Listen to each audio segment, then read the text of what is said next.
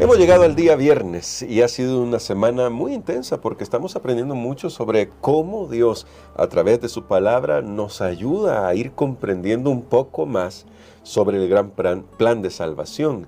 Y vemos que cada etapa en el plan de salvación tiene una función, es importante, porque como ya se ha destacado, el pecado es más complejo de lo que nosotros a veces imaginamos. Y siendo que es tan complejo, la solución de Dios abarca todos los aspectos que el pecado pueda tener. Así que vamos a orar para hacer un repaso de lo que hoy hemos estudiado durante estos días. Querido Padre, gracias te damos porque tú nos has dado en tu palabra suficiente luz para que nosotros fortalezcamos nuestra fe y crezcamos tanto intelectual, pero principalmente de manera espiritual. Así que ayúdanos a escuchar tu voz y a que esto nos ayude a fortalecer nuestra relación contigo. En Jesús. Amén. Para este día, pastor, considerando que hemos hablado que hay luz desde el santuario para todo aquel que quiera comprender el gran plan de salvación, y ya usted nos hacía algunas explicaciones muy interesantes sobre cómo la Biblia nos va desarrollando todo ese proceso en el que nos vemos involucrados, porque se refiere a nuestra salvación. Me surge una pregunta.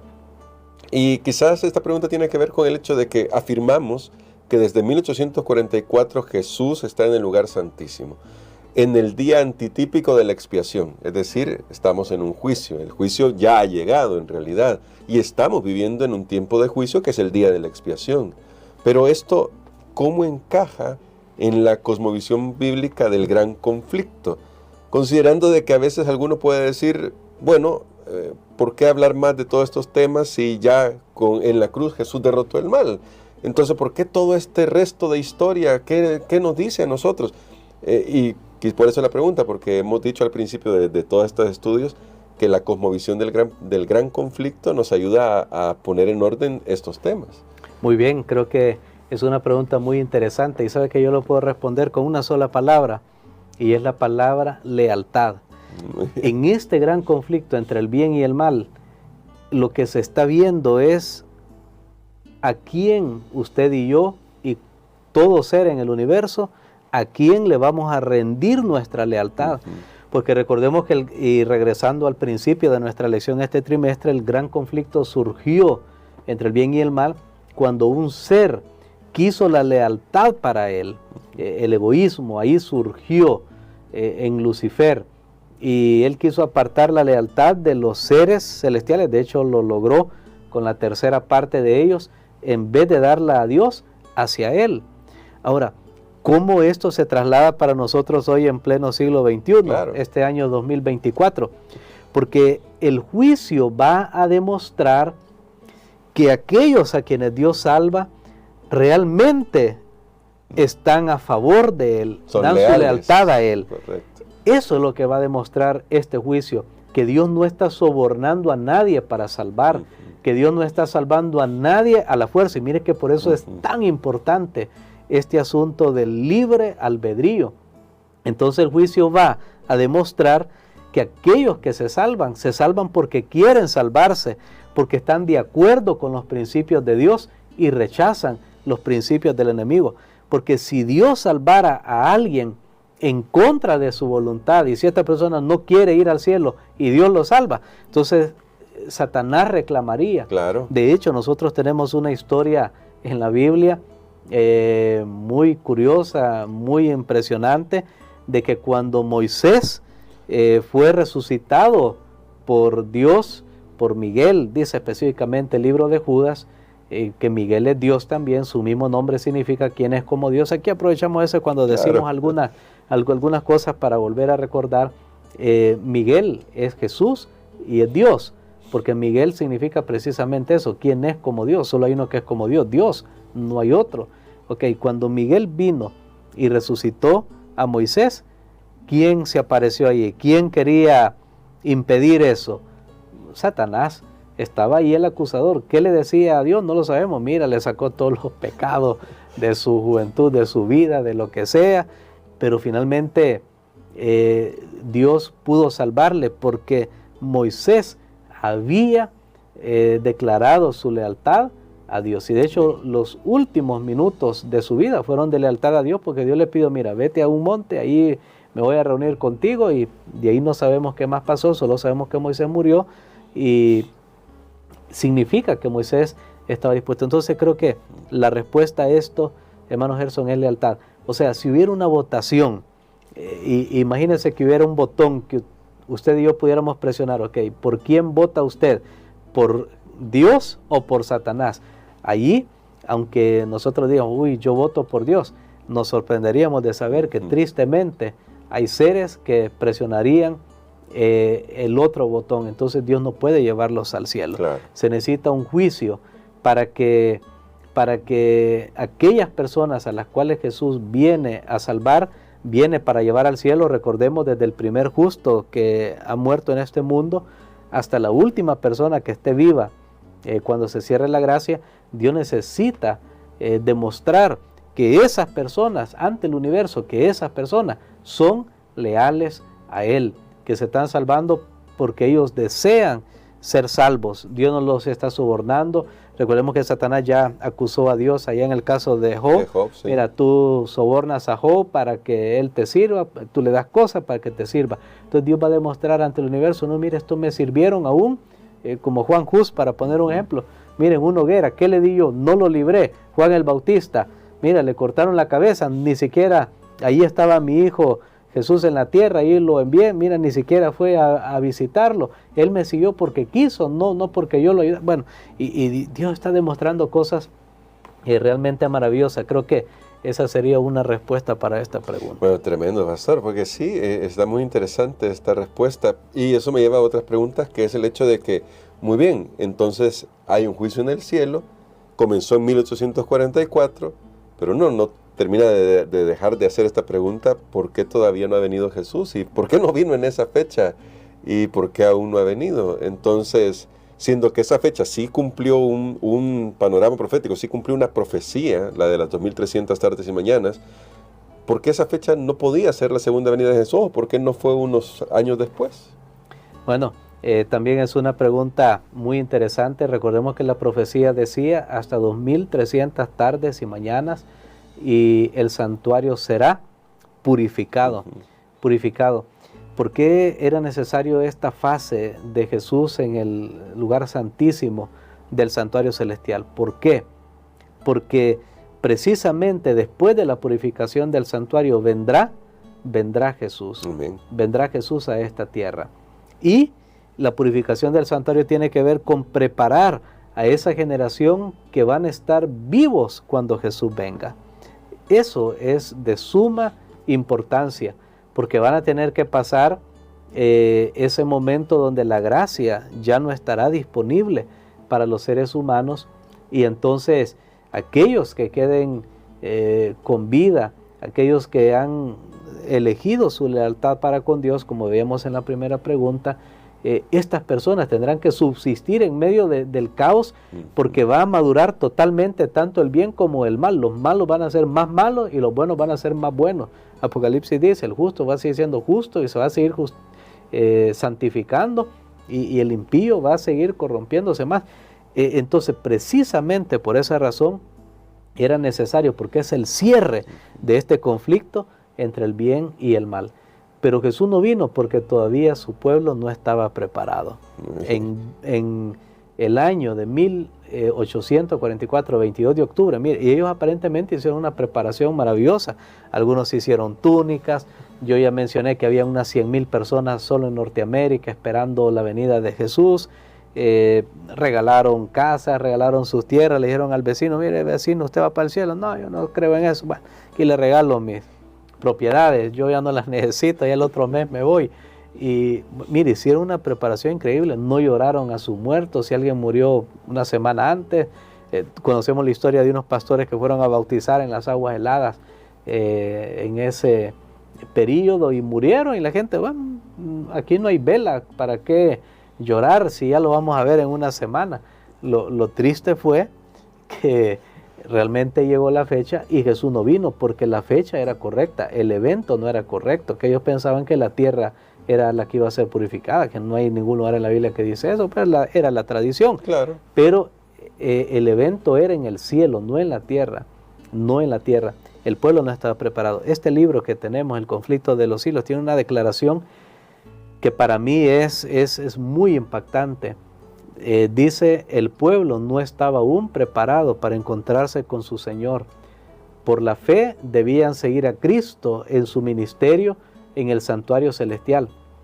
Por la gracia de Dios y sus propios y diligentes esfuerzos, debían ser vencedores en la lucha contra el mal. Ese es el punto ahora, que Dios quiere demostrar que no solo perdona el pecado, sino que da poder para vencer el pecado. No solo nos perdona de la condenación del pecado, que es un proceso legal, porque hay un juicio, legalmente Dios levanta la condena, sino que también quiere que haya una evidencia tangible, quiere liberarnos del control del pecado en nuestra vida. Esa es la razón por la que todavía estamos aquí en esta tierra. Ahora, pastor, eso me lleva a preguntarle, ¿y cómo podemos vencer entonces el mal? Porque entendemos que, ya nos lo ha dicho usted en la semana, Jesús como nuestro sumo sacerdote, entonces nos ofrece poder. Pero quisiera leer para que nos dé esa respuesta, una cita que aparece acá, que me pareció impresionante y que espero que con su respuesta nos ayude a aclarar para nosotros qué significa que vivamos con nuestras debilidades, pero que al final le permitamos a Dios que realmente obre el poder en nosotros y que nos dé el poder, quiero decir, para poder vencer. Dice El conflicto de los siglos, por cierto, en esta cita que aparece en la página 475, Jesús no disculpa sus pecados, pero muestra su arrepentimiento y fe y reclama el perdón para ellos. Reclama el perdón para ellos, levanta sus manos heridas ante el Padre y los santos ángeles y dice, los conozco por nombre, los he grabado en las palmas de mis manos. Voy a adelantar a otra cita que siempre aparece en el conflicto de los siglos y dice, los que están de veras purificando su alma y obedeciendo la verdad tendrán una muy humilde opinión de sí mismo. Cuanto más de cerca vean el carácter sin mancha de Cristo, mayor será su deseo de ser transformados a su imagen y menos pureza y santidad verán en sí mismos. Pero, aunque debemos comprender nuestra condición pecaminosa, debemos fiar en Cristo como nuestra justicia, nuestra santificación y redención. No podemos contestar las acusaciones de Satanás contra nosotros. Solo Cristo puede presentar una intercesión eficaz en nuestro favor. Y esto me llamó mucho la atención. Termino con otra cita. Bueno, esa estaba en Testimonios para la Iglesia, tomo 5, y esta última cita dice, de la misma manera, todos los que desean que sus nombres sean conservados en el libro de la vida, deben ahora, en los pocos días que les quedan de este tiempo de gracia, afligir sus almas ante Dios con verdadero arrepentimiento y dolor por sus pecados. Hay una obra que tenemos que hacer, pastor, ¿y cómo podemos salir victoriosos de esta obra considerando nuestras debilidades? Correcto, hay una obra que tenemos que hacer. Hay una buena noticia, hermano Gerson. Yo he estudiado, personalmente, primero para mi vida, este asunto de la salvación, y me he dado cuenta de algo, y es maravilloso, que todo es un don de Dios. Amén. Es un regalo de Dios. El arrepentimiento lo da Dios. Amén. Tú y yo no podemos arrepentirnos solos. La fe la da Dios. Él ha dado una medida de fe a cada una. Y entonces cuando vamos viendo, Él va poniendo todo. Entonces la pregunta es, bueno, ¿qué hago yo? Simplemente es ponerme dispuesto. Simplemente es aceptar lo que Él me ofrece, que ese es el gran problema, es que nosotros queremos tomar control de nuestra vida, pero nuestro papel es aceptar, Señor, y eso lo hacemos a través de la fe, creemos, nos aferramos a Él, y ahora va a ser realidad las palabras de Pablo en Filipenses 4:13, todo lo puedo en Cristo que me da la fortaleza. Va a ser una realidad, no va a ser un eslogan nada más solo para ponerlo en una camiseta, para ponerlo en una calcomanía, sino en mi vida, en términos reales.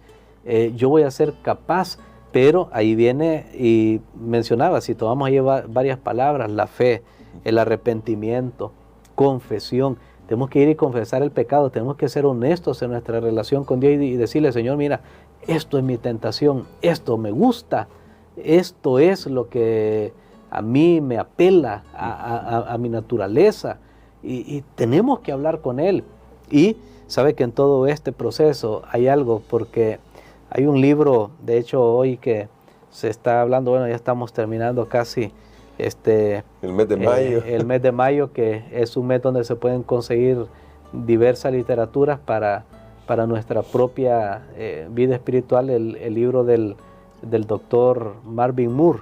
Hay un libro que se llama Conquistando el Dragón, que todos llevamos dentro. Y ahí él habla de todo el proceso, especialmente cómo vencer un pecado que es el que es habitual, aquel pecado conocido que sabemos que está mal, pero lo estamos haciendo una y otra vez. ¿Cómo hacer? Y él daba una tremenda clave en ese libro, después de explicar todo el proceso. Aquí le estoy dando solo apenas un pequeño conocimiento. Y él decía, ore a Dios. Uno dice, Señor, dame poder para vencer el pecado. Y todo eso está bien. Pero dice, pídele directamente que le quite el deseo por ese pecado. El deseo. El deseo, eso. Y claro, él explica qué es todo eso. Así que el deseo, mira, tenemos que ir a Dios y decirle, Señor, esto es lo que me gusta. Haz que ya no me guste. Quítame el deseo, porque eso no lo puedo quitar yo. No. Me gusta.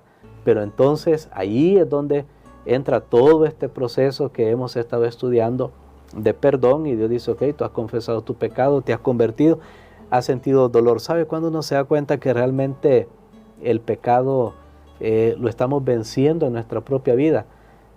Cuando ya no sentimos dolor solamente por la consecuencia, porque hemos dicho, ay, me agarraron haciendo esto, claro, ¿verdad? Y entonces se lamenta. Pero si no te hubieran descubierto, ¿qué? Seguirías igual. Ok, pero es cuando una persona dice,